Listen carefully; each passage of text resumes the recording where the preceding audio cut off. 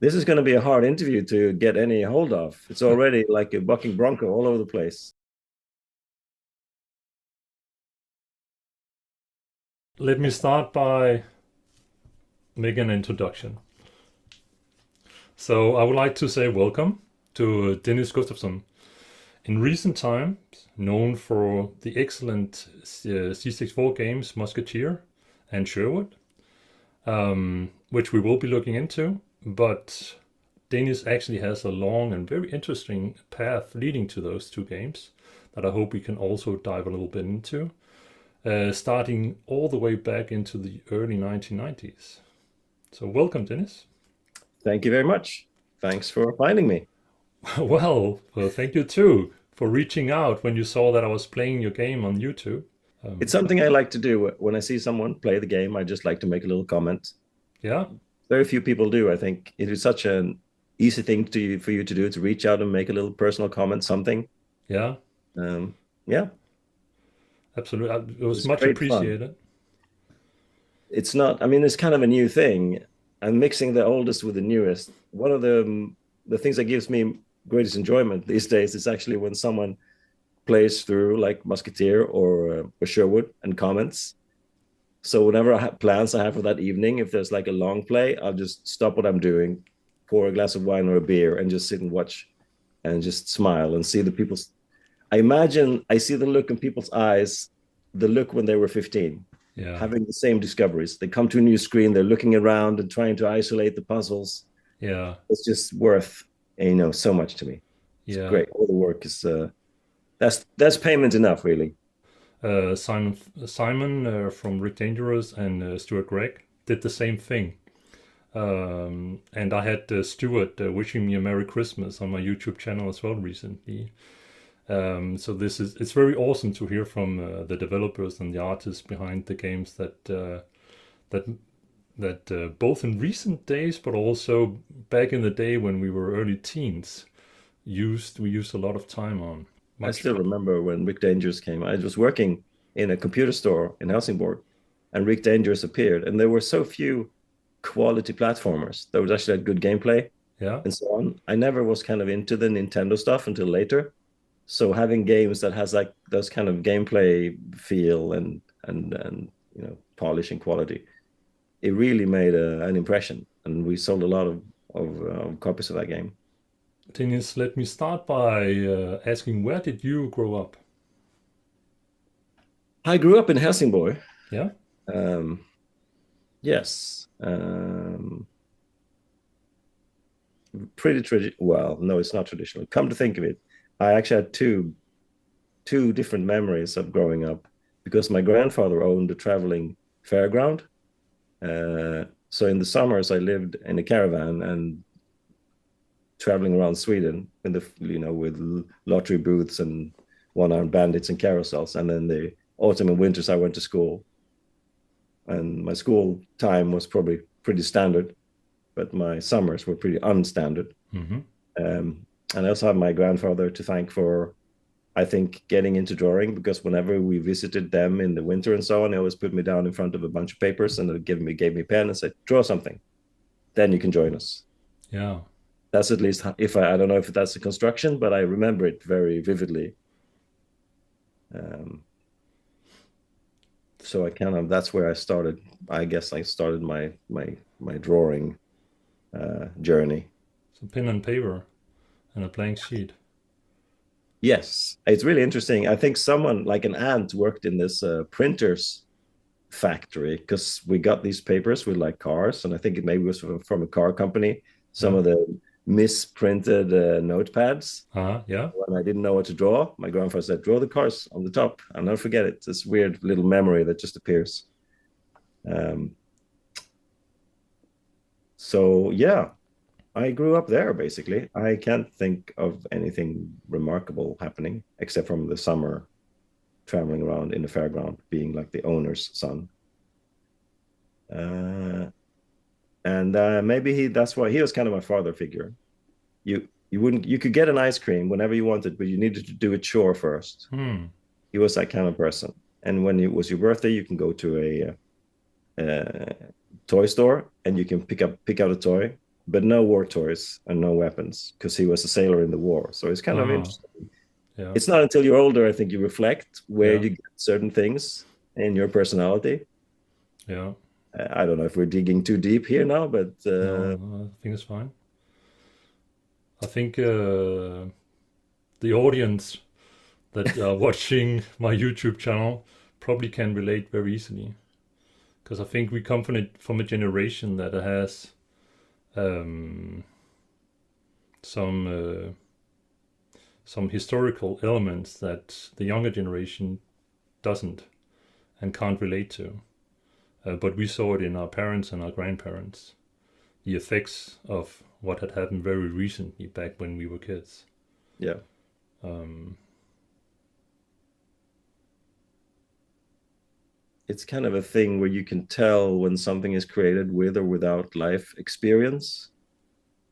mm, When some media productions come from only having experience of producing media, not from living a life. Like yeah, if you compare authors that are like of an older generation, maybe, and those are younger. I know. So my computer career, I think, started with one of my best friends at school. His brother he was older and had a job, and he bought a VIC-20. mm, Uh, and then one weekend when they were away, I got to borrow it for a weekend, and I plugged it into our family TV, and I saw Gandalf the Sorcerer, which is ah, just basically an animating horse. yeah, And I was like amazed. I yes, copied it, all the squares. So I paused the game and copied the squares, and we had these squared books when you did maths yeah, at school. Because to me that looked exactly like a movie. You get graphics couldn't be any better than that. It's no, amazing. yeah, And then that carried on from being interested in computers and buying like computer magazine and magazines where you had these type-in programs. yeah, And I typed some programs in once I got the 64. This was years later. And my friend got one first because his father was an engineer and he wanted his son to learn. yeah, So I spent a lot of time with my friend, and he was a technical guy, so he was clever. So we read up these data files, and then we changed the art. So I changed the art from a skier, become a beach buggy. yeah, So the first sort of computer art was basically just doing crosses on a square yeah, and programming in the data lines. yeah, Um, so that was crazy. And then after many years, I got my own 64 after I babysat my sister for quite a few years when my mother was studying. And I think it was 1984. And it was probably the greatest day of my life.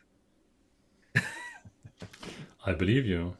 It was Uh, super expensive. I mean, I saved for yeah, 2 years to get the floppy drive, I think, after yeah. that. Remember which floppy drive you had?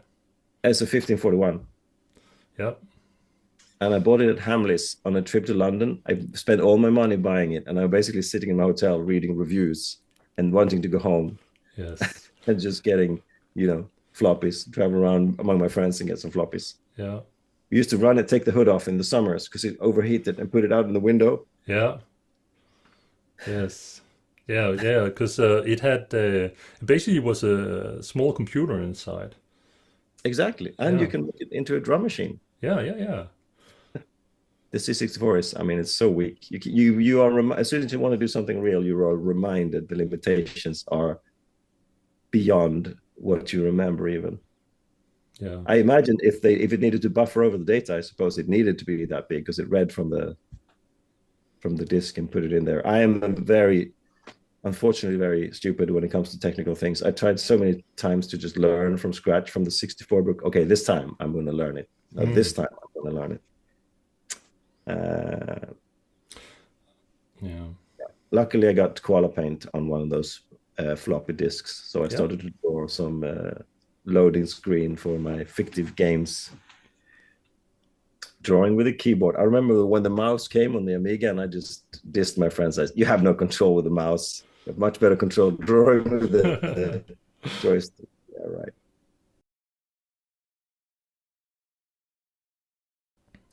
I have a theory also about how the simple art uh, brings your imagination out, and it really struck me when I was playing Oblivion. I was running around one of those beautifully rendered caves, wishing I was playing Ultima 3 because the visuals of Ultima 3, this black and white art, Yeah. in my mind were so much stronger when I came to this misty island with the castle of the Yeah. machines.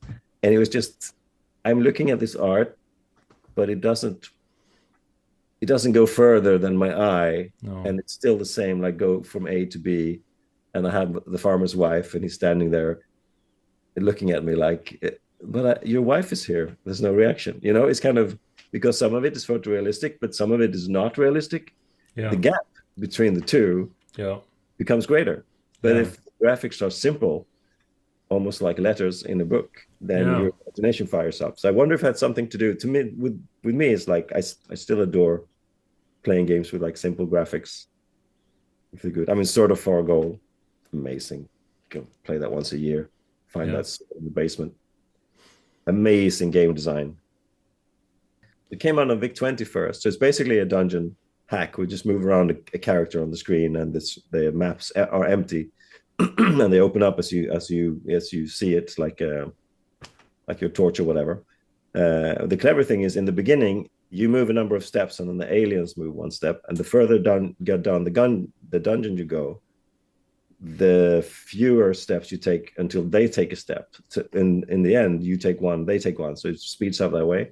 Mm. And monsters come at you, and if a monster attacks you, you cannot pull out in a battle that you're losing. But if you attack, you can pull out. And just that sort of genius to simulate I am in control of this fight or I was ambushed. Little things like that. When you think about it, it's Yeah. like I can just get tingly joy of that kind of game design decision stuff Yeah. like that. So The first computer job you had. have I ever had a computer job? Yeah, of course I had. So let's see now. I actually studied print media, where you made ads and things, but you printed them out on photo paper and you glued them onto pages and you photocopiers, stuff like that. Uh, and then I got a job at, they're called Shannon. I think they might be Danish now. They're doing puzzle books, like coloring in books and labyrinth and things like that. Okay. And then got into my military service, and I was welcomed back to my old job, but I took a job in the computer store because I wanted to be near computer games, I guess, and miniature games. And then one day I did this animation of a guy walking some an ad, just an ad, an old CRT screen, some animations, ads for the shop. And then a young fellow went by and saw it, and he was a kind of a programmer. And he said, "Who drew this? I drew it. Do you want to make a game?" "Yes, let's make a game." So we made a game, and he had a hard drive crash, so we lost the game. Mm. And then we made another game that was actually released in '91 called Paramax, a German company. Uh, and then we made a second game. Was that our second game? It's called Toddlers, Yeah. which got 98% in one magazine. And with that, a company wanted us to port it from the Amiga. Hey, Yeah. Yeah. here's a game you prepared earlier. So that's when we were hired by the sales curve. That was my first out of 3 tour of duties. So here we go. And Paramax. that's Paramax. Yes, I'm sorry. I was young. I didn't know better. Uh, I don't think you have anything to be sorry for. It looks awesome. So then we went to England and did ported Toddlers to the Super Nintendo, Sega Saturn, maybe, can't remember.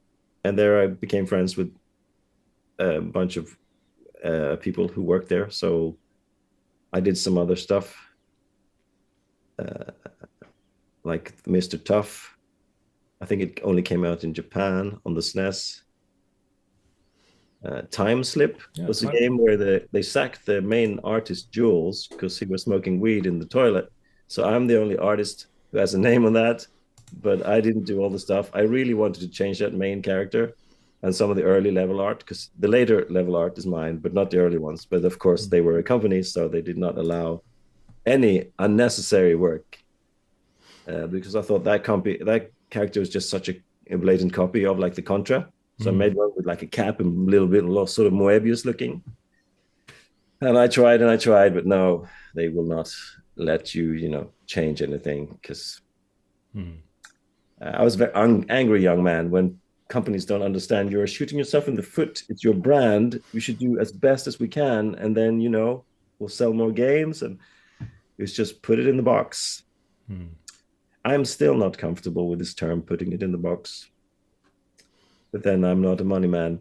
No, you're an artist. And I only have one Commodore 64 that's away for repairs, but I'm waiting for it patiently. Um, I can wait. That's one of my superpowers, one of my few superpowers, maybe my only one. Yes, I can wait, and the obstacle is the way. Those are the two. That's very deep. It sounds deep when you say it, but when then you realize actually what's holding you back is what you need to break down, and then you're moving forward. Like if you're working with like a very crappy editor, I want to make my art great, but the editor's so crap, then the obstacle is to overcome the editor. And Mm. then yeah, sorry, sounds pretentious, but it's kind of true. At least that's one of the things that pops into my mind when I'm about to give up. Like I'm working for a company now called Magnetic, which is like a startup, and we're doing casual games or exploring lots of different things. And I'm used to working really great editors like Ola, the editor that we're using to make the 64 games is like super great. But in my real job, Magnetic, my latest editor for the latest game is just like a text file. So Mm. level one is like dot dot dot, big S, small s, big S, big. You just have to put in your mind what the level will be Mm-hmm. because it's just a text file, and then the parsed in the game, and then you have all your blockers and thing. Um, but that's enjoyable too. That also sends me back to like sitting there typing in the magazines, 1986 Yeah. in an ugly sweater and having a moped that was rusty. Um, Somehow it's nice. Some of the things that we go through, I guess, as we are developing retro games, to me, it it connects back to one's younger self, and it makes you remember and makes you sort of you feel the whole journey in a way. Yeah. Uh, and I think to me that's not really nostalgia. I mean, it's just to remind you what you've done. Yeah. And so many of my friends that are creative, I've realized, and we all realize, I'm still doing what I did when I was 15. That's what became like my unsinkable goods. That's what I just want to do. And all the stuff I did in between, all my career and all the things, that's just temporary. Yeah. Then obviously you had the Die Hard trilogy, among I vaguely others. remember that. So yeah. Was that the last? No, that was the second tour of duty. That was the first half was very enjoyable. The second half, I think we had 200% overtime. It Oh, gee. was madness, but I'm really super proud of that game. It's just became like platinum. Uh, Yeah, we have the title screen here. my first 3D game, Yeah. also the programmers, Simon Pick, whom Oh, you might know from Mad Nurse, Micro Rhythm, yeah. Ball, 64 guy. Yeah. And if you look at the credits on Die Hard, you can see that my first name, Dennis, spelled with one N, not two. And that's because every day I was slagging him off for Daredevil Dennis having randomly generated levels. Mm-hmm. And Daredevil Dennis spells Dennis with one N. Yes, yes. So he won in the end. But only now have I realized, of course he did it, because it'll save you memory. Storing level data Yeah. takes up space. But if you Yes. make a routine that can scramble up some levels for you, you don't have to. I actually wrote to him maybe a year or two back now, just a year ago on the LinkedIn, which I'm never at, but I saw him there. I said, "Come on, we should make a 64 game." Oh, I can't now. And so I'm doing so well at my work. They're paying me too well. All right, I'll call you back in a year or two, and then we'll take over the world. And he said, "That sounds like a plan." But then I met Ula, and now we're doing this. We'll see. The process that we have, me and Ula, to make the games, it's so much fun and very enjoyable. Um, should we jump into that actually? How did you two join up and got started? We actually worked together in when I worked for the Swedish company Atod, that then became bought by Warthog. The company was making mostly rally games, Rally Championship, Richie Yeah. Burns Rally. Yes. Yes. Uh, and Ulla was one of the people working there. Quite a few. There's a little group from Malmo, I think, mostly of programmers who knew each other, and they were hired one at the time to that company. And the first time I worked with him was making Animaniacs for the Game Boy, way, way late in the Game Boy era. Yeah. We have it here. I think light camera action. Yes. Um. So anyway, he did the tool, the level editor for that. Um, Genius, just a genius. I mean, sometimes my heart sinks when I think about how much work is going into tools that's only used for one game. Yeah. Why aren't we making more games for this? Um, so how this came about, me and Ulla, and then well after we'd done Animaniacs, I worked on some other games and he did something else, and then we did actually on our spare time, we made a pirate game that was bought by Walmart of all places called Pirates of Treasure Island. Hey, uh, so we did that together. It was a very enjoyable uh, thing to work. You know when you have a nice working culture with someone, it's just like fun. Yeah. Um, no prestige, no pressure. So we just did that, and then that was it. I don't know if that was 20 years ago, but about 4 years ago, one of our friends, a musician, his artist name is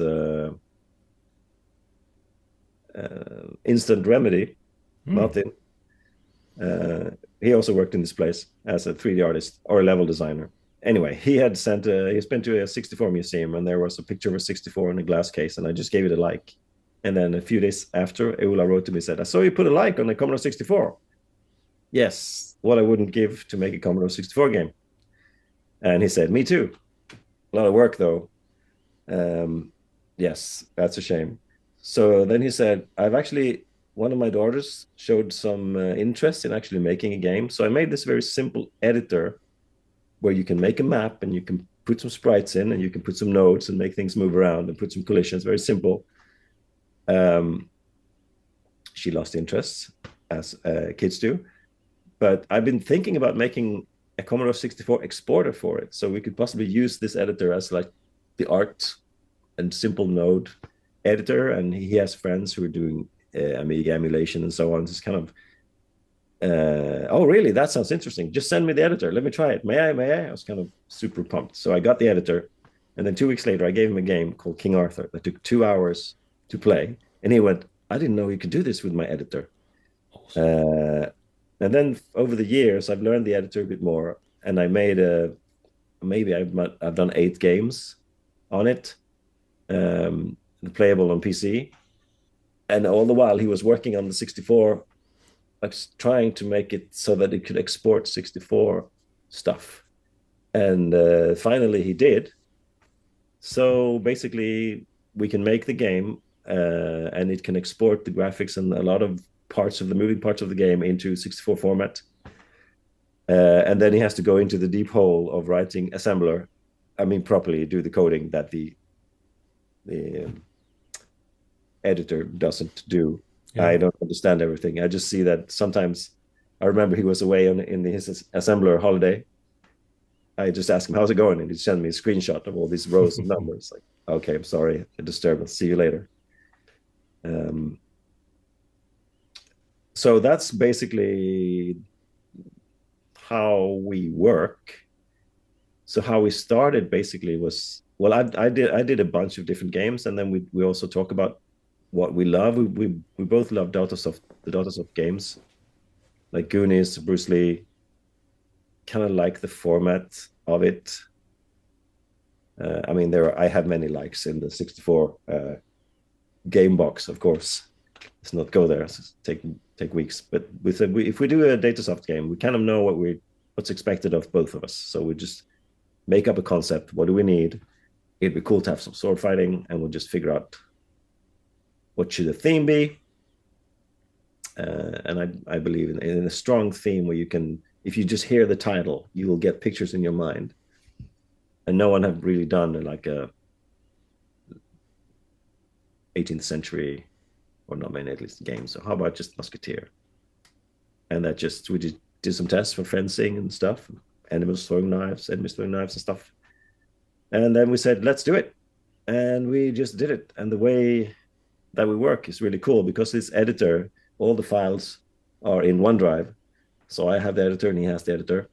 And he's really into gameplay. I mean, you've noticed how great the controls are. I mean, there's a super analog feeling.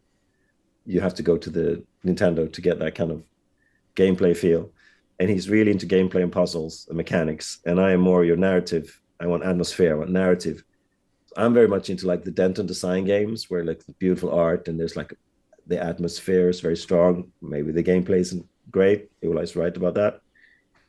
So he'll do a part of the game, you know, filling in everything that he wants to do, all the technical, clever puzzles and stuff. I get that skeleton.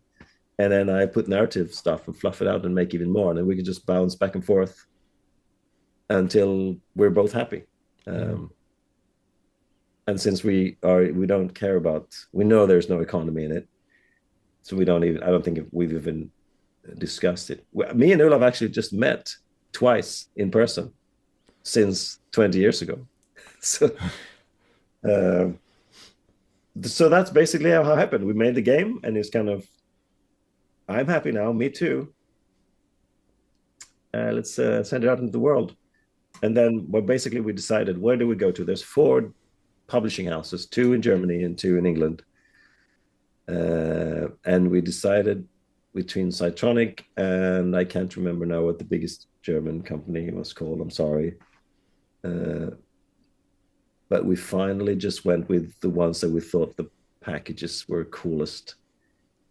And we were not rich kids growing up, so we had the tapes. We didn't have the cartridges, or very rarely the discs. And if the tapes need to look good, the product stuff looked cool. So I just took a bunch of screenshots, like title screen, a few level screens, maybe the beginning of my cover painting. I was kind of, I had such a, I wouldn't say bad feeling, but since Eula was programming in assembler, I told myself, okay, for the cover box art, I have to do it manually. There'll be no digital. I'll just do it analog.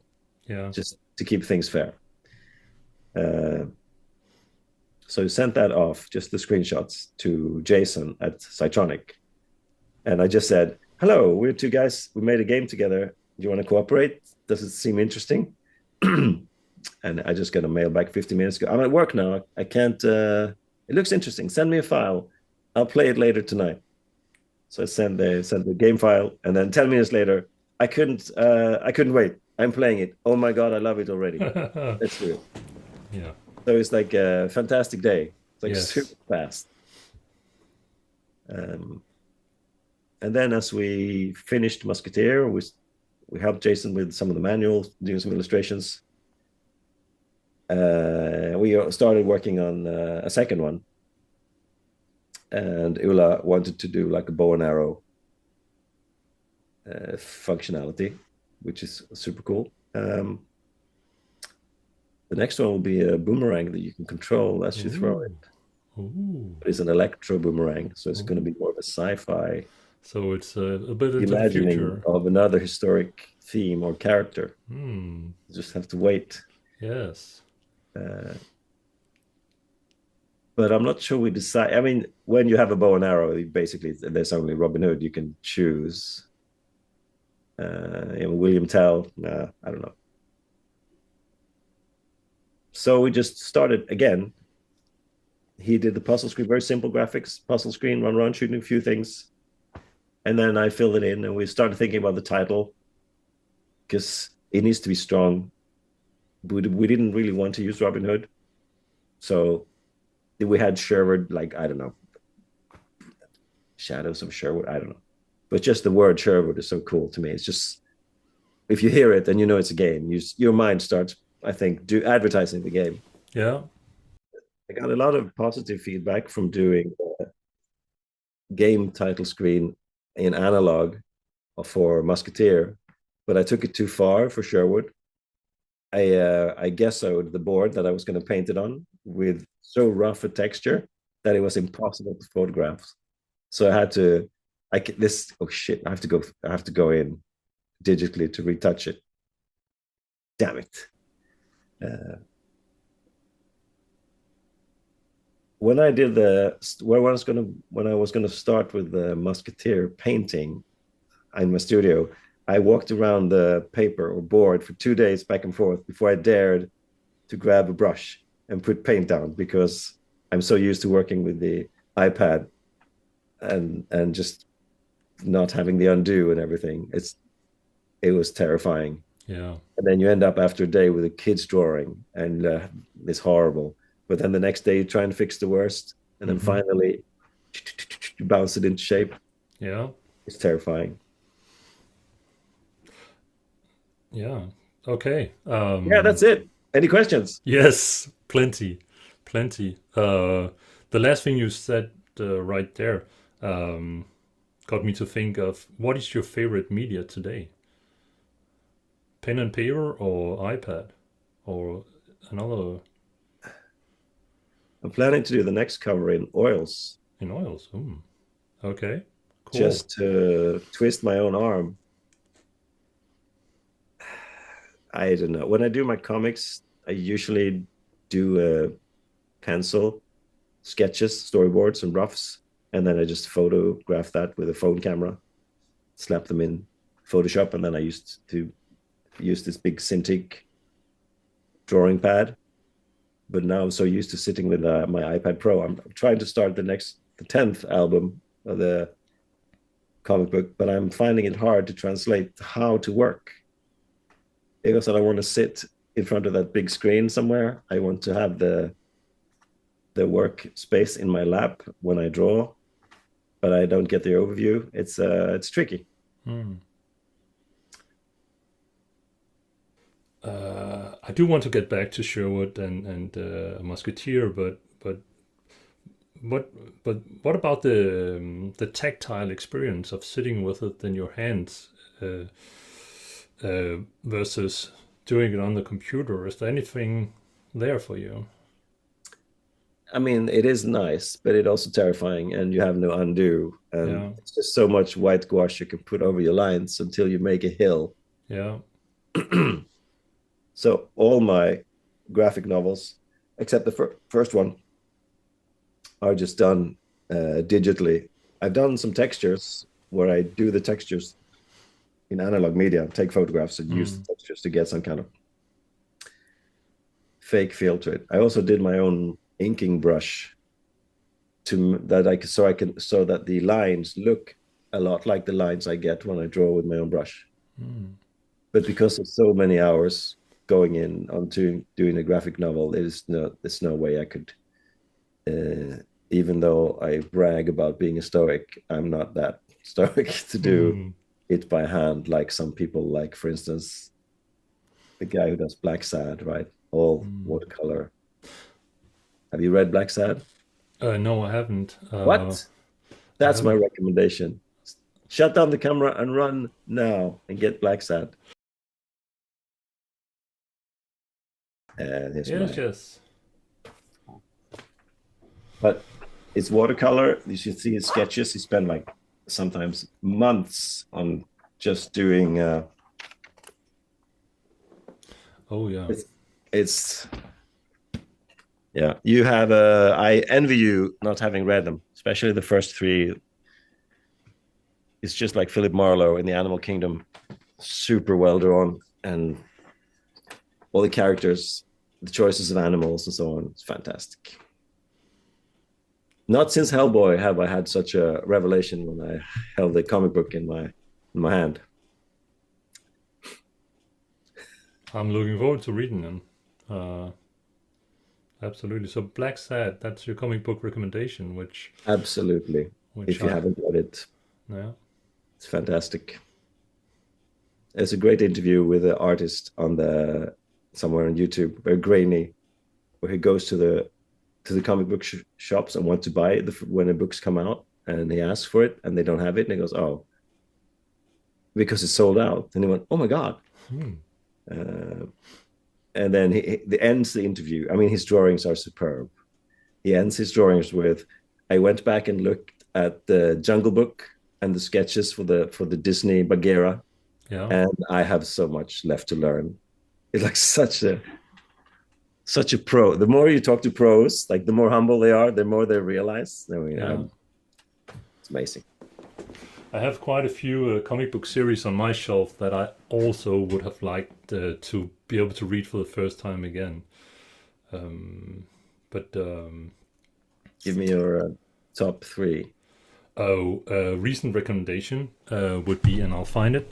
Give me a sec. So I was thinking a recent recommendation, and then I grabbed a little bit more.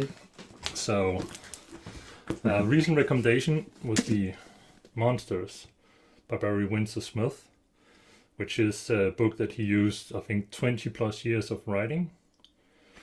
It's a very it's a book that I have bought and given to a couple of friends as well.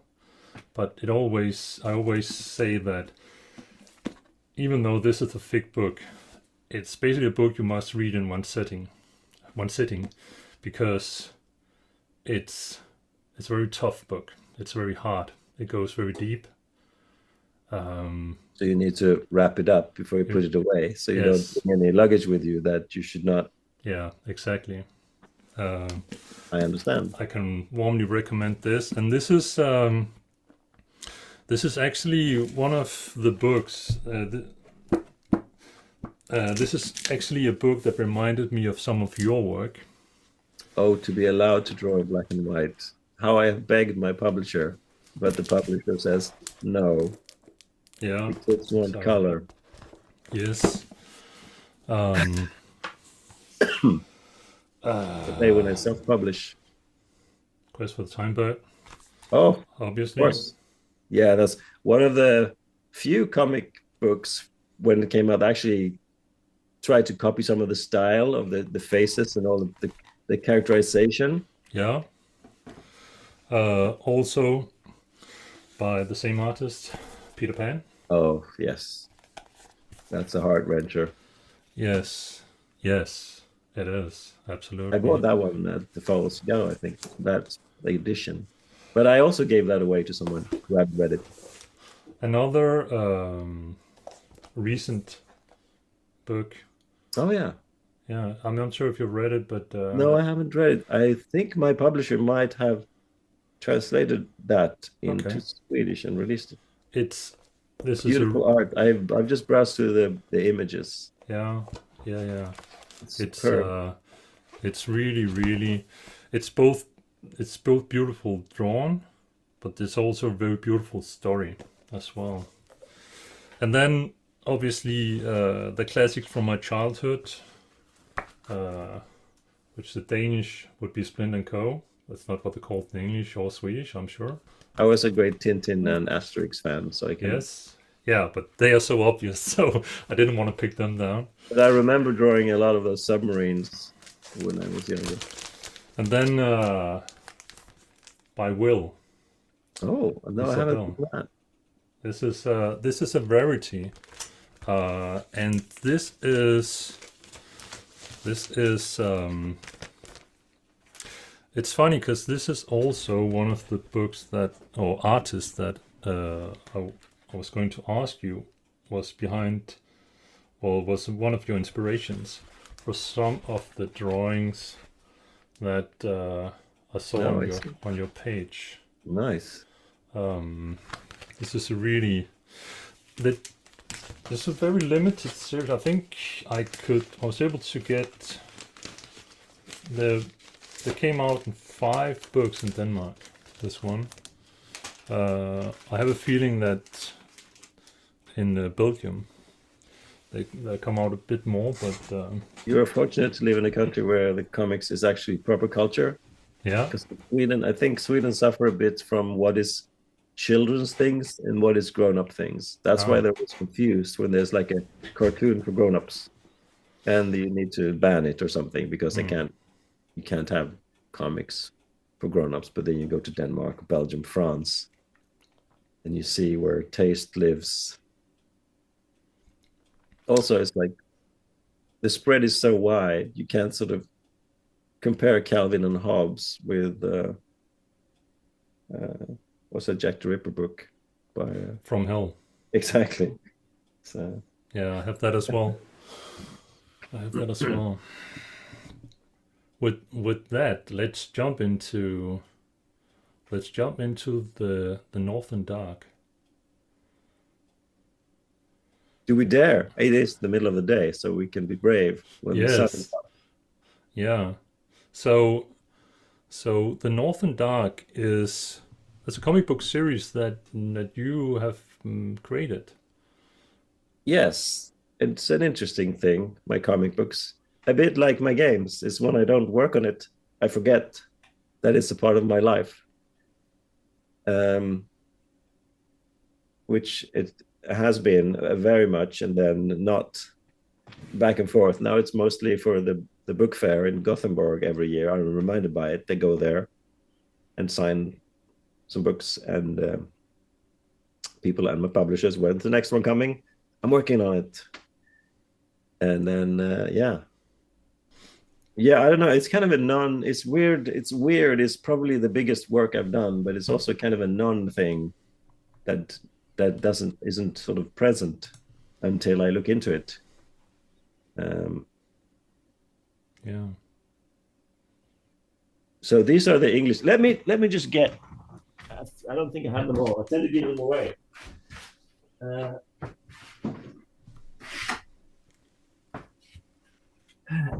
so let's see. Let's see. Blah, blah, blah. I surely have that one, don't I? But they're all kind of this size. Your Yeah. standard. Um, oh, spoiler alert! Your standard stuff. Yes. Not super thick. They vary a lot. My publisher tells me why are they different sizes, and I say I don't decide the size. They just finish when they finish.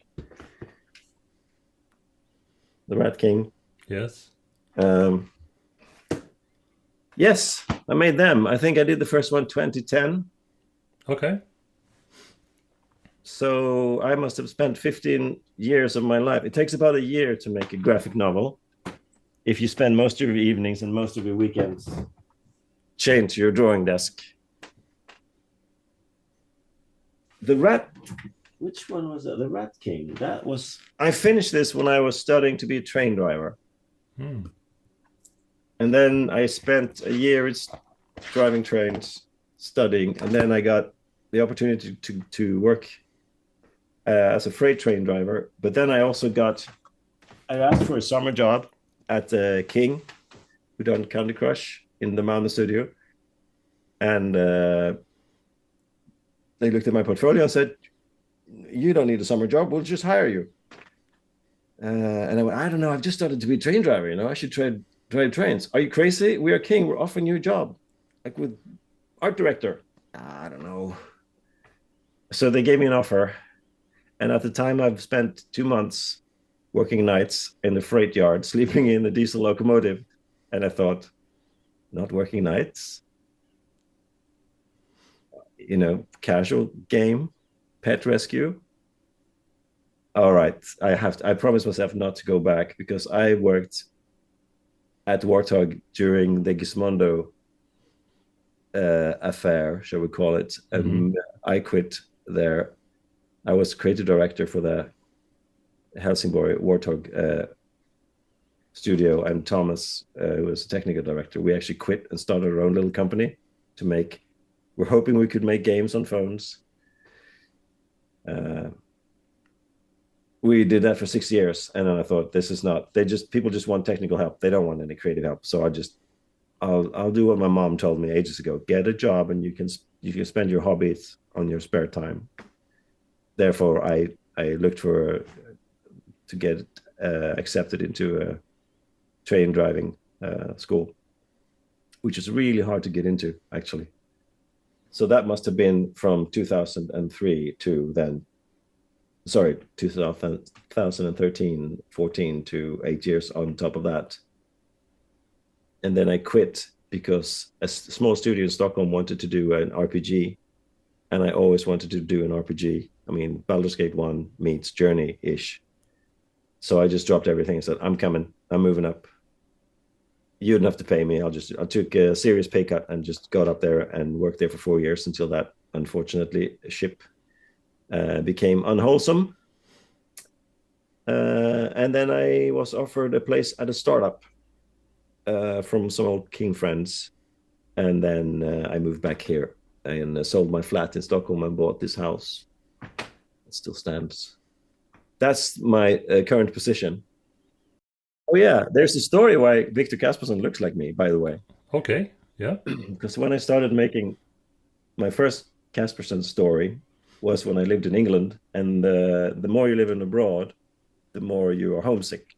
Mhm. So I was thinking I want to do some kind of comic book just to practice my drawing. I need to up my drawing skills because I was doing more concept work that worked for Acclaim. So I'll do a graphic novel with as realistic stuff as I can do. Mhm. So I practiced and I did this thing, and I wanted to do. I'm a great lover of Sherlock Holmes. I'm a great lover of supernatural stuff.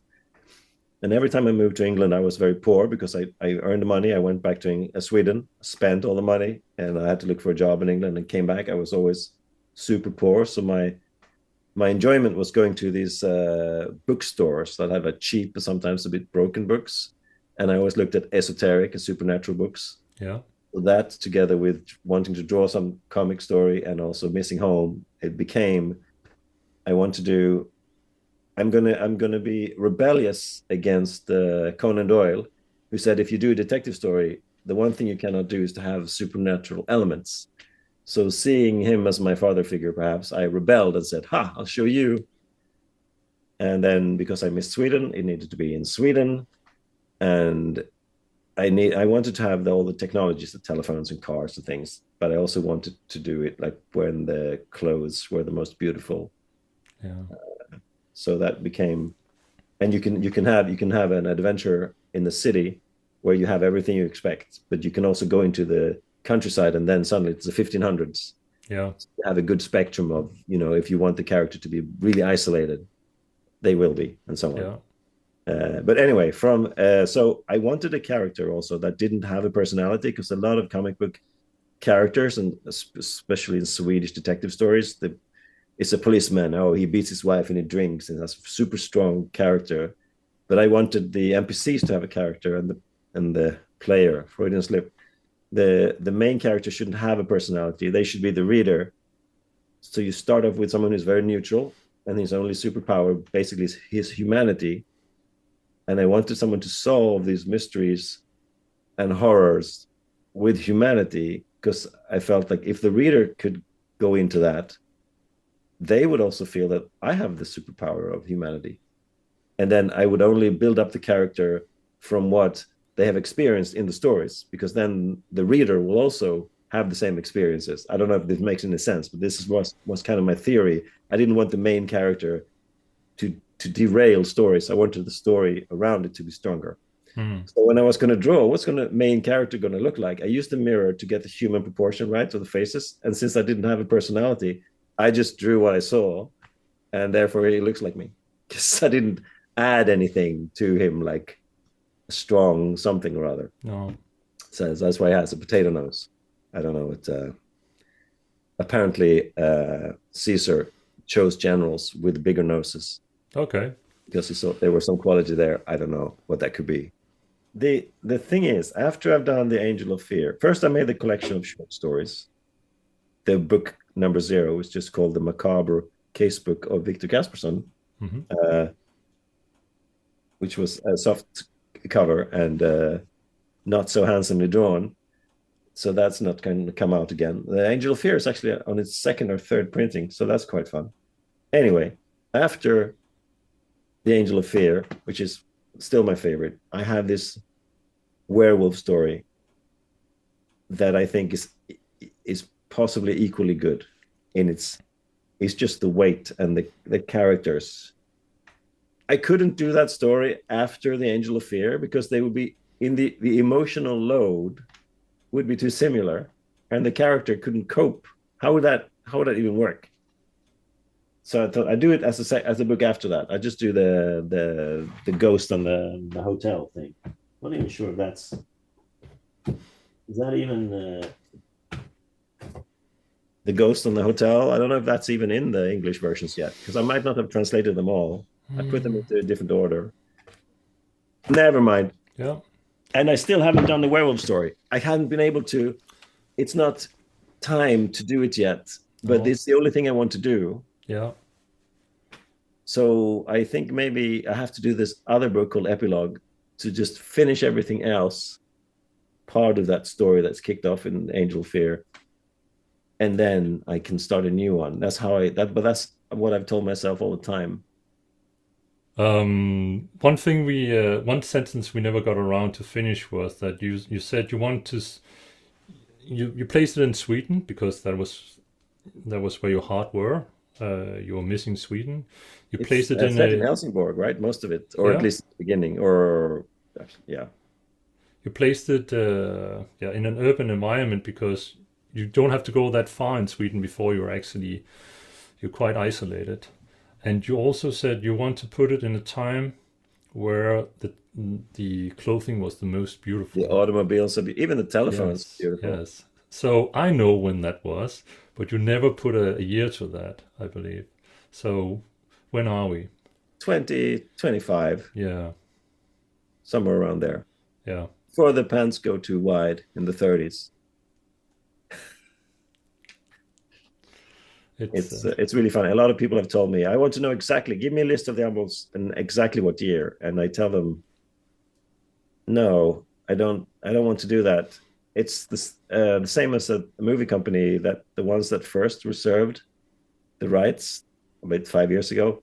We want to know everything about the main character's historical background and his parents and sort of.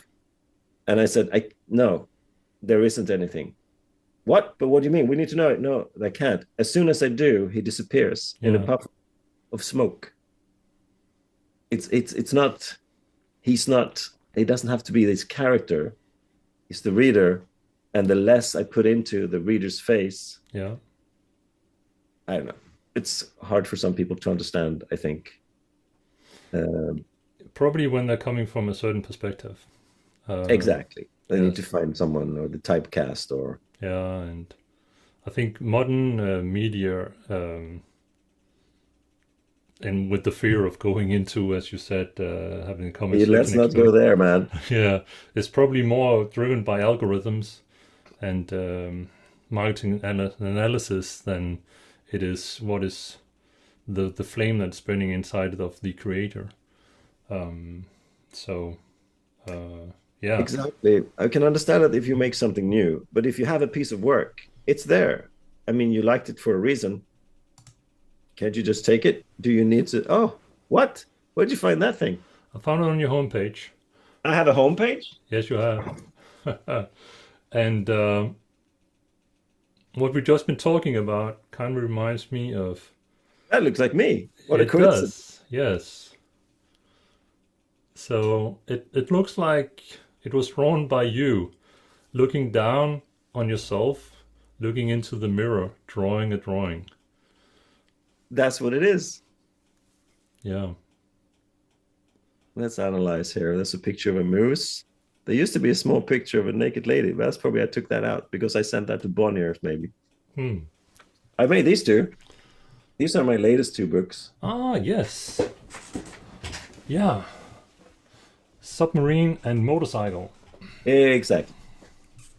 I have a motorcycle. I don't have a submarine. I'll reserve these two for you. I'll post them to you. Oh, awesome. I would love that. I would absolutely love that.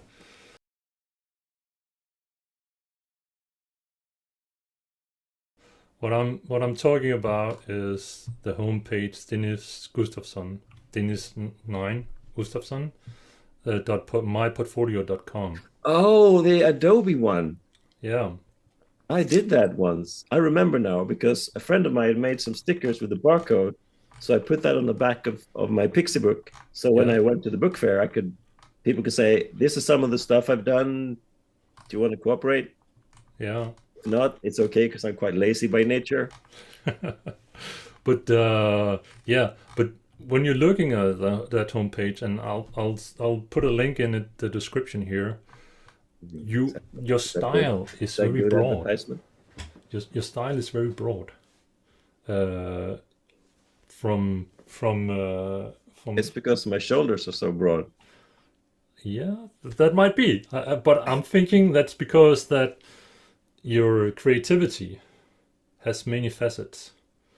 And when you're telling me that you're writing the angel of fear, sorry, the angel of fear, while you are in the UK, and you're longing for Sweden, and The that is the horrors of Sweden.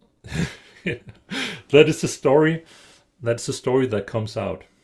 Um, you just shortly mentioned that it's the comic books write themselves, don't they?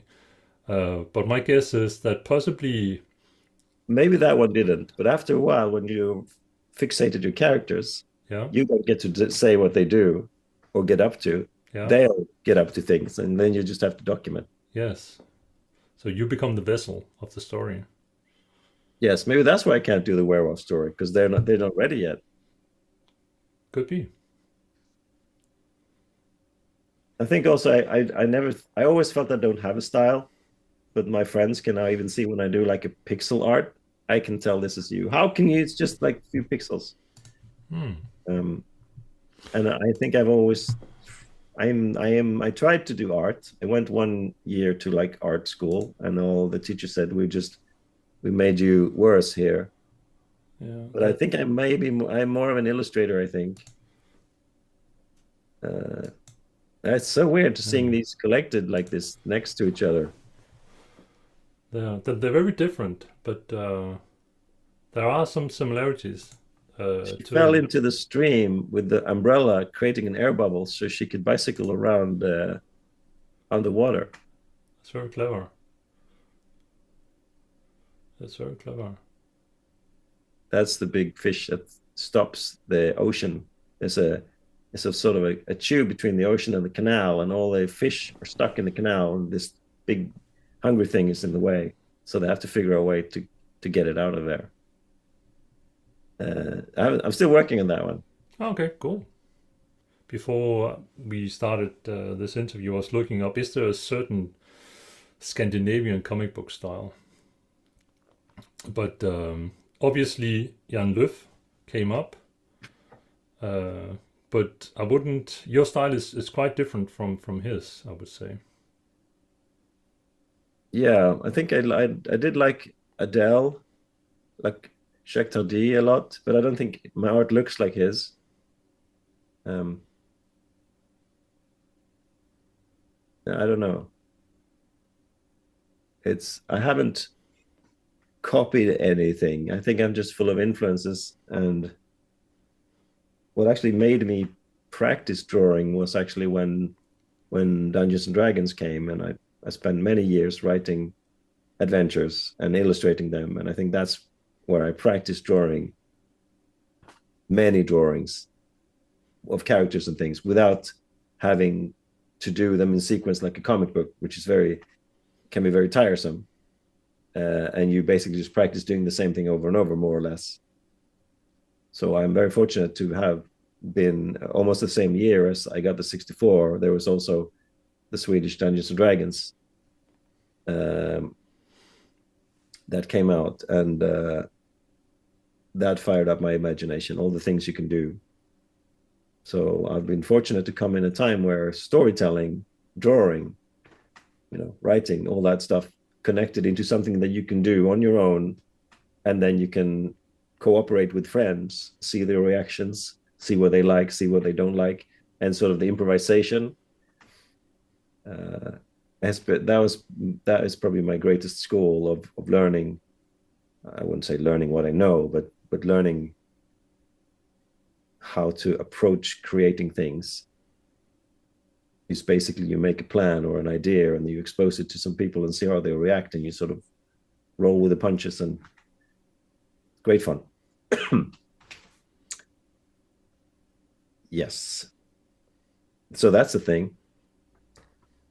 Um,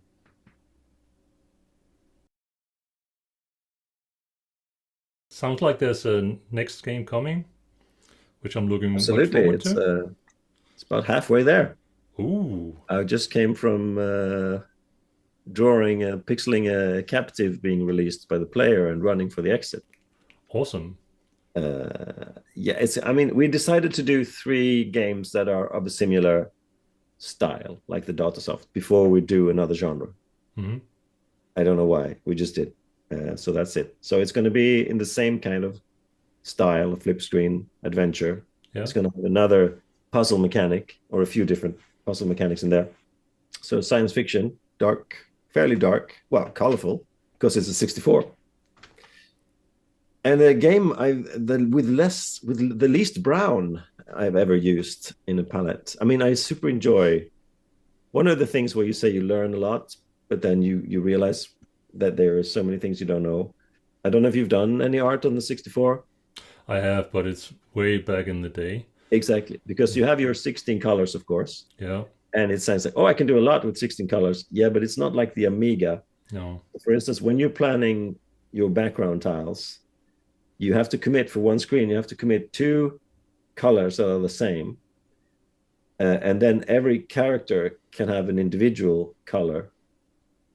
And the 2 that are the same, you can choose them from the 16, but the individual color you can't. You have to choose one of the 8 first colors, which is just black, white, red, cyan, yellow, blue, and orange. None of the good, realistic colors. So it's such a prison, but it's also very liberating. Slavery is freedom. And the way you work with those limitations, it's just so much fun. It's like playing a color Sudoku, and how can I make the blue? The blue is the darkest color, the dark blue. So that has to go in the background, because even the dark brown and the dark gray, they're dark, but they're not darker than the blue. So so how do you do then if you want to expand to make it bring it more foreground? Well, you maybe use a yellow. It's just so much fun, but there's only one yellow. I'm so enjoying it. The Amiga is so much freedom. And I've spent years studying the palettes of Dan Malone, the 16 color complete palettes of the Chaos Engine. If you see catch a screen, everything's just one 16 color palette, but you can choose freely. The difference is it's quite grand. And I see a lot of people doing dummies, mock-ups of 64 games, and they're using the 16 colors, but you can't use them the way you think. There's even more limitations. It's fun. And I keep forgetting it. And Ula has to tell me, you've used the wrong green. What? Oh, because I keep thinking, why haven't I used light green and orange? It's great. And then he tells me, I'm sorry. Again, how many times do I have to tell you? Probably once a day. Mhm. That's why it's still fun as well. You Yeah, get slapped in the face all the time yeah. because you get some hubris of you like, wow, this is great, revolutionary. And then you realize the reason why you haven't seen it is that it's impossible.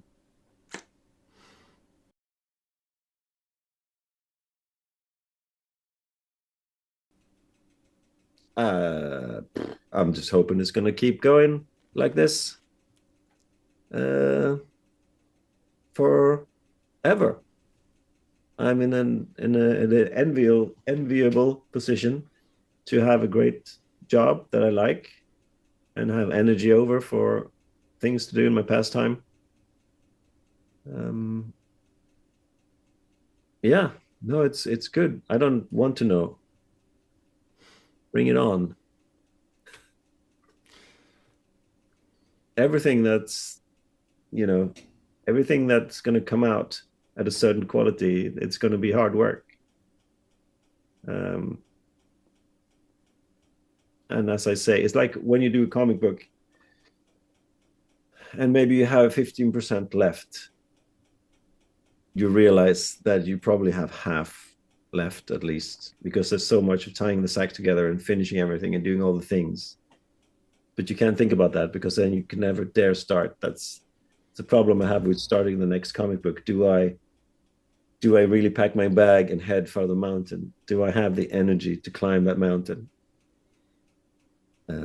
So it usually just happens when all of a sudden you sit there. Oh, I've done 10 pages. I'm like, I don't know, I've done 20%,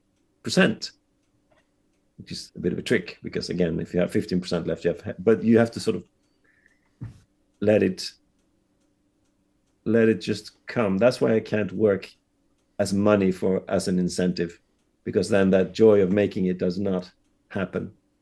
Just becomes a goal that you have to do so that you then can do what you like to do. I suck at doing. At one time, I was offered to draw someone's script, like a 4 pager of it's a true crime Swedish anthology of comic books. 4 pages. It's nothing. I spent 4 months. I couldn't do it, and then I just had to put Victor Casperson in, and then I could do it. And I did it in like a couple of days. But I could not just do 4 pages that I had no personal. I don't know. Interest is not the right word. I just couldn't do it. It was really weird. But I know that now. So yeah. Thank you very much, Dennis. Thank you for your patience.